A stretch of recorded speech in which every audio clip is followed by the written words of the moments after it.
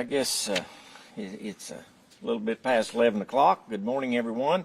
Appreciate you all being here so that we can update the status of the fires in Sevier County this morning. I can start off with good news, and that good news is that we have accounted for everyone and have determined that there are no fatalities involved in this fire, and that is great news for Sevier County, and we certainly are very thankful for that, and feel hopeful that that will continue to be the case. The Hatcher Mountain Fire can report to you today is 45% containment.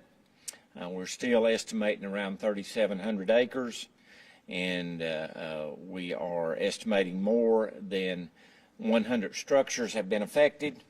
And we are going to begin this afternoon. Teams are going to go out and begin our damage assessment in the various areas that where the structures were damaged or destroyed. So we will have, after this afternoon, I think, we're going to have a better handle on how many structures have been affected as we do our damage assessment. The TBI agents, alongside the Tennessee Department of Agricultural Crime Unit and the Sevier County Sheriff's Office, are investigating the cause and origin of the Hatcher Mountain Fire. So we don't have any information on that right now because they're in the process of that investigation. Excuse me. Evacuations remain in place for Hatcher Mountain Road, Cove Creek, Indigo Road, and Shagbark Resort.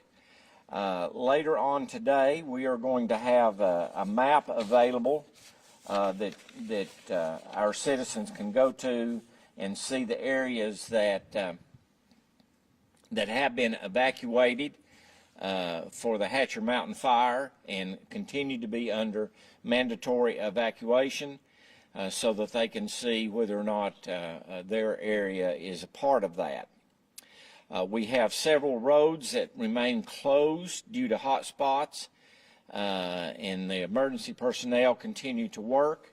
We are going to reopen roads as they are safe to do so, but we want to make sure that that our citizens are safe as they travel, and so we have teams out evaluating as we speak these areas and the road closures that we have, because we don't want anyone to be in danger as they travel. So we have opened and closed a few roads yesterday that I think caused some confusion, but we were very cautious, in particularly Wires Valley Road. We tried to open it because we know it's an important access for the community, and then we had some hot spots that started yesterday afternoon, and our personnel went up and evaluated that and recommended we close the road, as we had to have our firefighting units to go into that area to put those hot spots out. So we're doing that on all the roads that are in the affected area. So that is the information that I have on the Hatcher Mountain Fire. We also, as you know, have a Millstone Gap fire, which is located in a remote area of the DuPont area of Blount and Sevier County, right on the line. The total acreage of that fire is 800 acres, and it is reported 0% contained right now. However, there are no structures affected.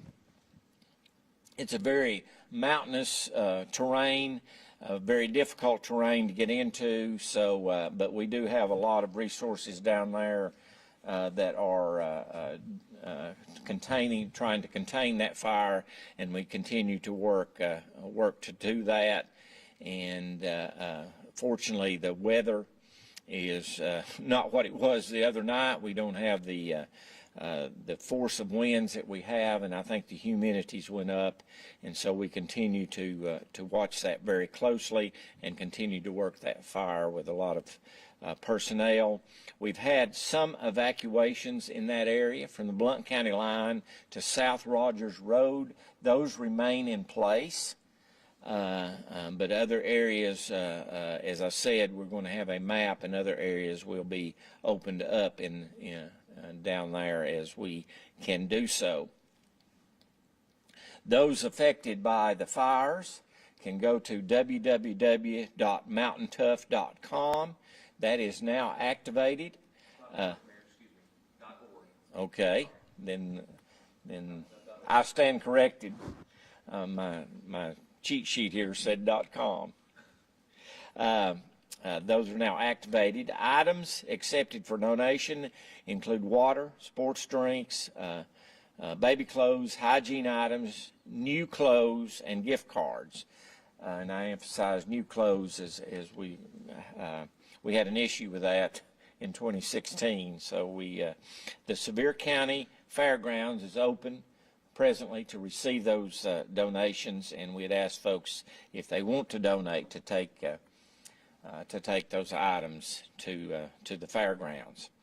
As far as shelters are concerned, the Pigeon Forge Community Center had fewer than 10 people stay last night. Many of those who stayed the first night seemed to be vacationers and went home, but they are continuing to provide meals and shelter at the Pigeon Forge Community Center. And the Sevier Heights Christian Church was also open last night and will remain open as needed. Excuse me, Mayor, one more. That's a typo. Seymour Heights Christian Church at the intersection of Boyd Creek and Chapman Highway.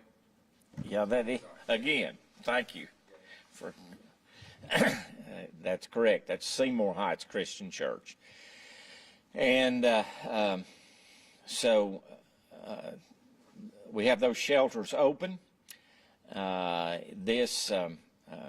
We continue for information purposes for our citizens. We have a link. They can go to Mountain Tough.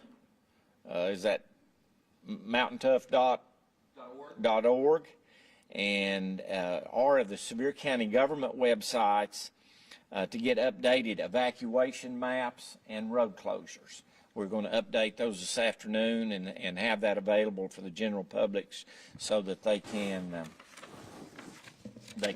have access to that to see the areas that we continue to be concerned about. We do have the crews still from the federal government, from state resources, and local. Not just local here in Sevier County, but all across the state.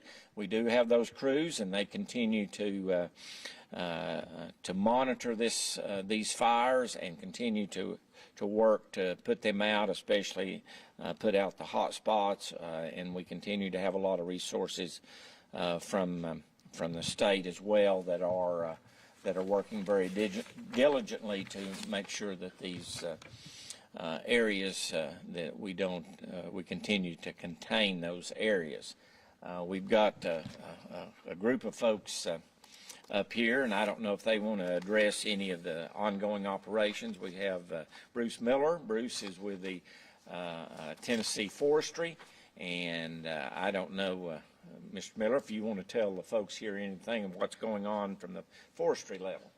Well, just briefly, my name is Bruce Miller. I'm the incident commander for the Indigo Fire for the state of Tennessee.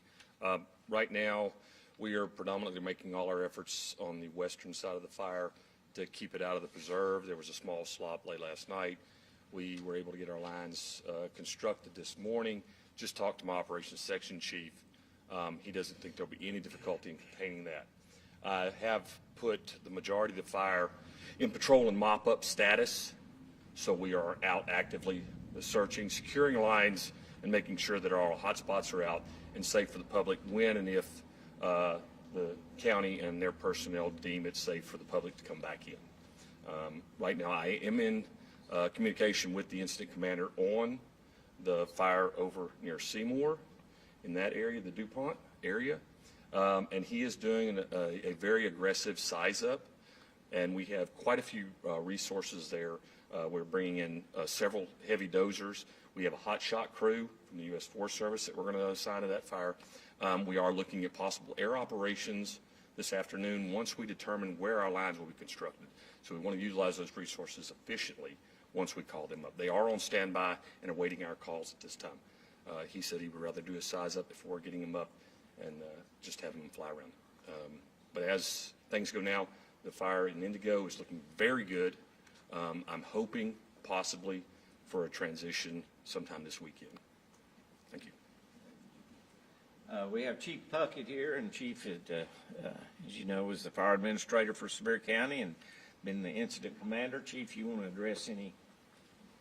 Certainly. I'd just like to say that I appreciate the outpouring of support. We've had emergency responders come from as far as Middle Tennessee to come and help. We're very grateful for everyone's participation. Due to everyone's fast response and hard work, we've made a lot of progress and a lot of headway on this incident. Not to mention just emergency responders, but also the National Park and the Tennessee Department of Forestry. We're working very seamlessly to get resolve on this call at this time. Deputy Chief Hodges, EMA Director Joe Ayers are here with us. As you heard, we are making a great deal of progress on these fires. We feel that we're in a good position right now, and we're going to continue to we'll continue to inform the media. We'll probably have or we'll have some kind of press update this afternoon. I don't know that we'll have any additional information, but if we do, we will certainly put it in that update so that we can continue to inform you all and our citizens about what's going on. And we'll take a few questions, but before we do, I want to reiterate what Chief Puckett said and just say thank you to all the folks, the emergency personnel, the firefighters. They've done a great job. From federal, state, and local level. We've had so many people here in the county who have stepped up and brought food and brought water and drinks and just all kinds of support from the folks here in the county, and appreciate that, and appreciate the continued prayers for the folks that have been affected in this, and also for our firefighters and those that are working hard to make sure that we contain these fires. So I will take a few questions now. Yes. Good morning. Thanks for Yeah. this. Good morning. I appreciate it. A lot of folks wondering about the cause. I know that's under investigation, but I heard you talk about the TBI and Sevier County Sheriff's Office and others investigating the cause. Does that mean you think it might be criminal in nature, or is that just because they have the investigators? That's just because they have the investigators. I don't think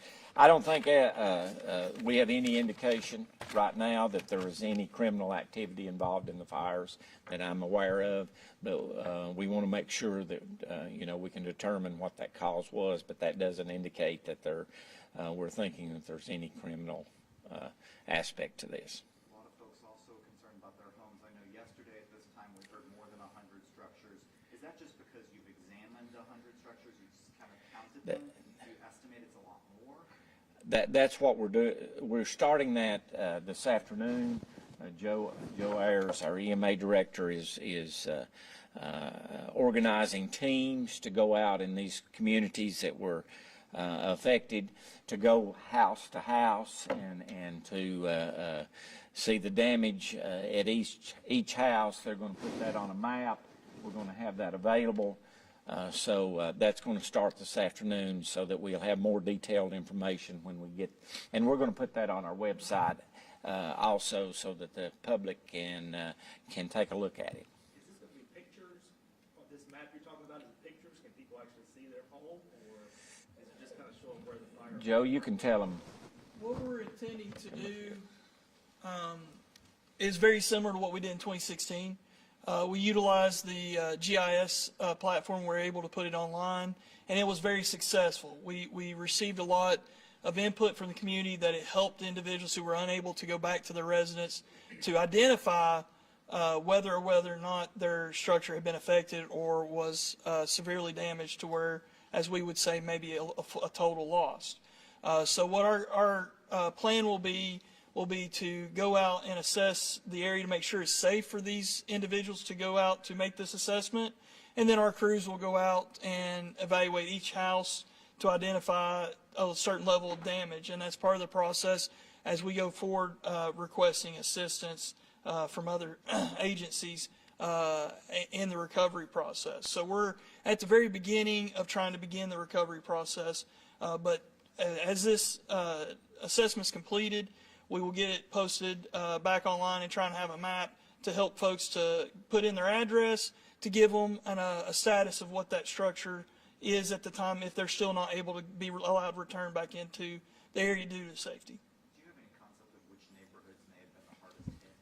I do not. This is still, for my aspect, getting in the damage assessment aspect is preliminary.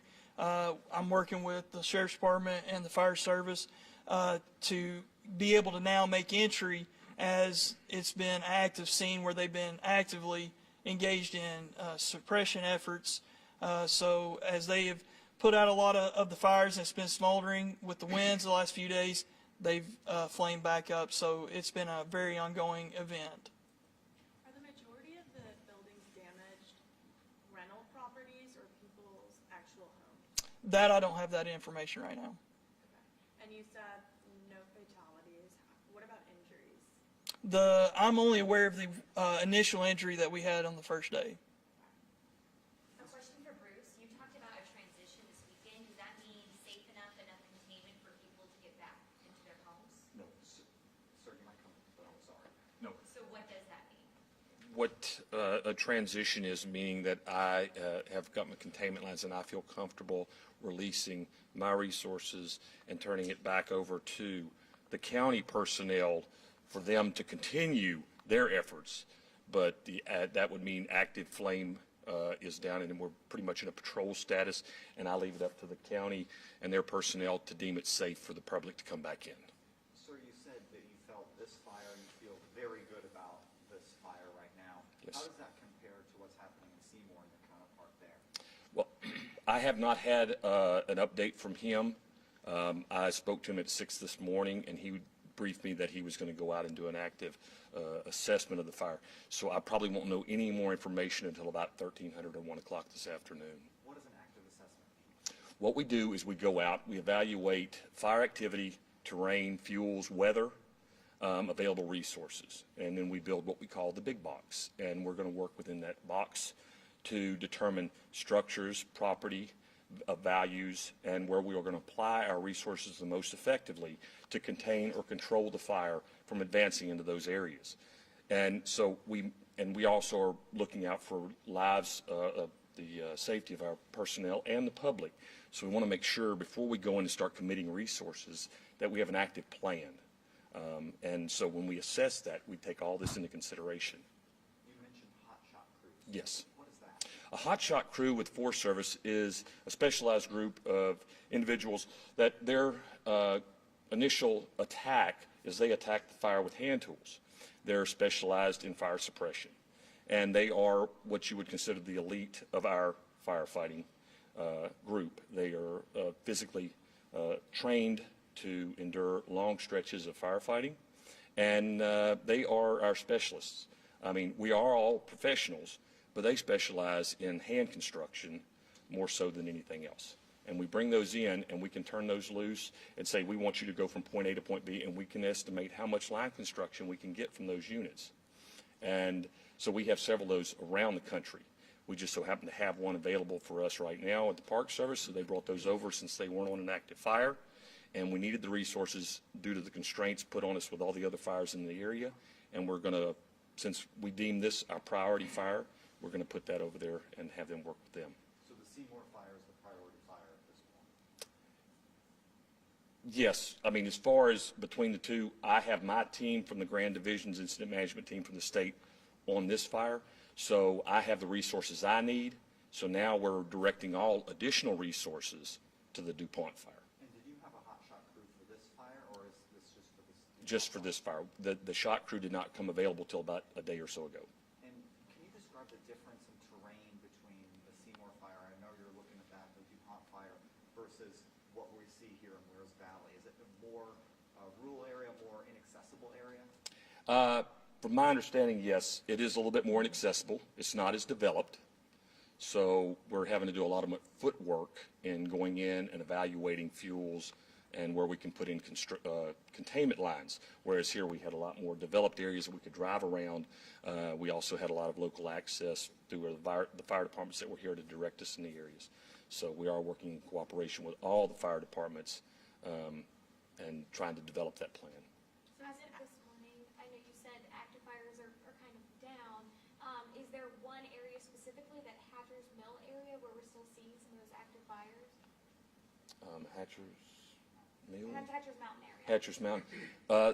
The Hatcher's Mountain area, the only part of that I had this morning report from Operations Section Chief was the activity over on what would be called the western flank, and it was relatively small.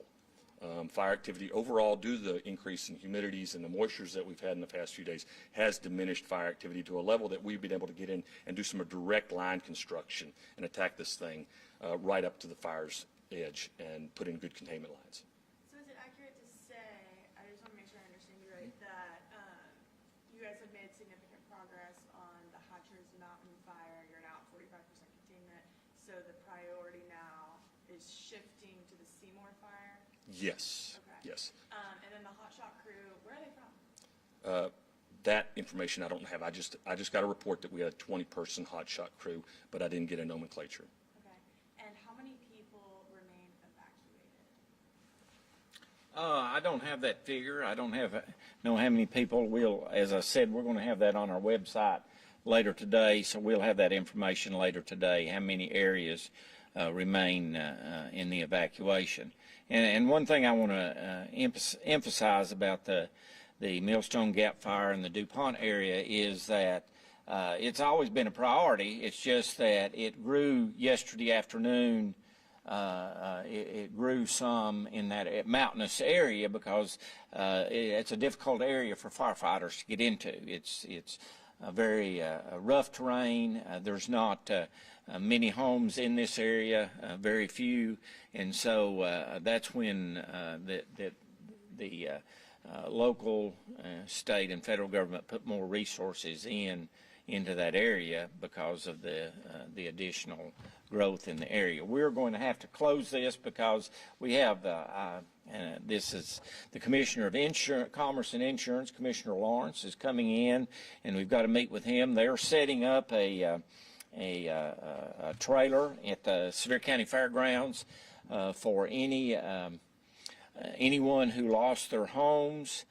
They can begin to go in there, and the folks in the Department of Commerce and Insurance is going to be working with them to help them as they navigate all of the things that have to be done when you lose your home to a fire. So they're setting that up, and I think Commissioner Lawrence is waiting on us to meet with him. And I want to say a word of thanks to Governor Lee. I talked to Governor Lee yesterday morning a couple of times, and he certainly indicated that the state would do anything within their power to help us in this situation. I've also talked to Senator Haggerty yesterday morning twice, and we had a conference call with Senator Blackburn last night, which all of us had an opportunity to talk with her. She wanted to come in, but her flight schedule did not work. So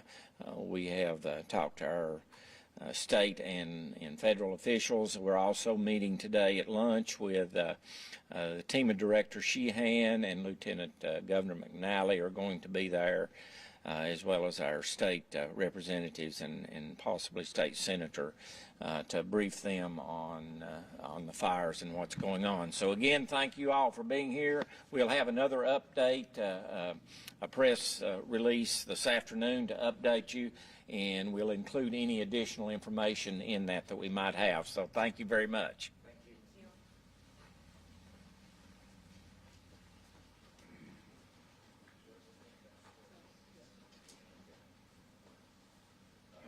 You guys, if there's anyone who's not getting our releases, and obviously y'all are because you're here, my way, text me or call me, or email me the information. Like you said, we'll do an update. I don't know if it'll be live or not, but we'll do some of that information when it becomes available. So, okay. The trailer, the commerce and insurance trailer, is that set up now, or is it getting set up today and people should kind of show up? Yeah. Since he just landed, I don't know that information. That's in today. Mountain Tough is open today, by the way. I think all y'all got that. Is that where you had mentioned the website, the basically maps of Yes, is that going to be on that There'll be website? a link there, Okay. and it may also be housed there. I'm not sure yet, 'cause they're still building it. There'll be a link on the SevierCountyCan.com